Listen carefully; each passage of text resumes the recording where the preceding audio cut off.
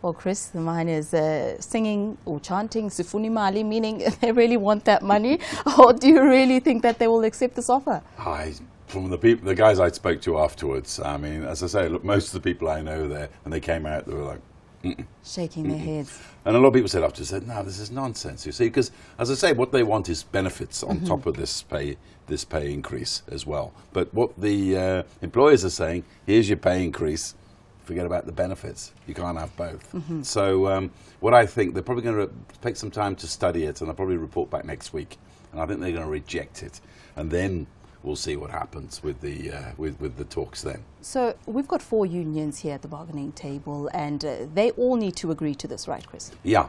I mean, another interesting dynamic from today in Boksburg was the fact that AMCU weren't there when this final offer was made. They said they weren't going to sit in on it with the other 3 unions, which is Solidarity, OAS and the NUM. So they were separate. So then the negotiators had to go to them and then explain the offer to them again, all over again. And I asked the negotiators why, and they went, oh, you know what I mean? So, so there you are. So the point is, AMCU has always said they're not going to settle for anything that the others settle for. They want what their members want, they'll settle for, no matter what the others settle for. So the situation is, the employers made it quite clear today on camera. They said, if we don't get all 4 agreement on this one, we'll go back to the original offer, which is between 7.8% and 12.96%, which has been rejected on July the 6th. So it would send the whole place back to square one. Back to square one. And then what happens next? Well, next, I mean, if they reject this, then there could be a deadlock, a dispute declared. Then the unions would have to go to the CCMA, the arbitration body, and have to have talks there. It could take up to 30 days. And then they go for, what is it, a strike resolution certificate of no resolution, which is a strike certificate basically, which gives them the legal right to strike without fear of retrenchment. And then we could see the gold mines closed down for days, maybe weeks, who knows. I know we don't really want to be talking about them going on a strike, but Chris, are you getting a feeling that's where we're going at this stage? Well, I thought this morning when I talked with the unions about this offer that was on the table, and by the way, in terms of secrecy with the employers and unions, it was on Twitter within like 10 seconds of being made, you know, it was that secret. Yeah. But anyway, but I thought, well, maybe there's a glimmer of hope here. People are talking, maybe even thinking about a possible acceptance, maybe.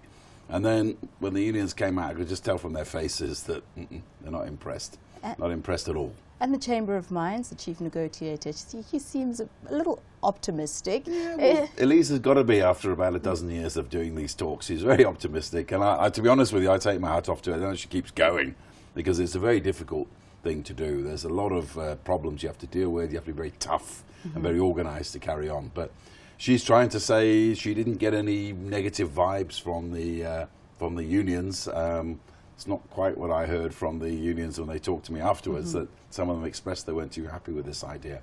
But I mean, I think that it's going to be a pivotal thing. It's going to say, are we going to have an industry in 5 years' time? I mean, one of the union guys said to me today, I said, what do you think? Maybe 5 years if the costs keep going up at the rate they are? And he said, I don't know, maybe 3.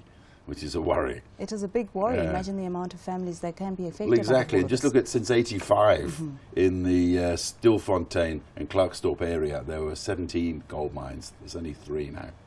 This gives you an idea of what's going on. Yeah. And in the job losses, that could be 20,000 for the end of it. It could be even more than that, the way things are going. Sad to say. So but yes, that's the thing. I mean, if the employers can't make money, they're going to chop jobs. So now we wait for next week for them to come back to the table. Yeah, and see what we can do and see if the employers can make any sort of compromise anywhere, which I think they're under pressure now to do so. We'll hope that they will find a solution, Chris, because it's not really looking good at this stage. Well, that was Chris Bishop, the managing editor of Forbes Africa.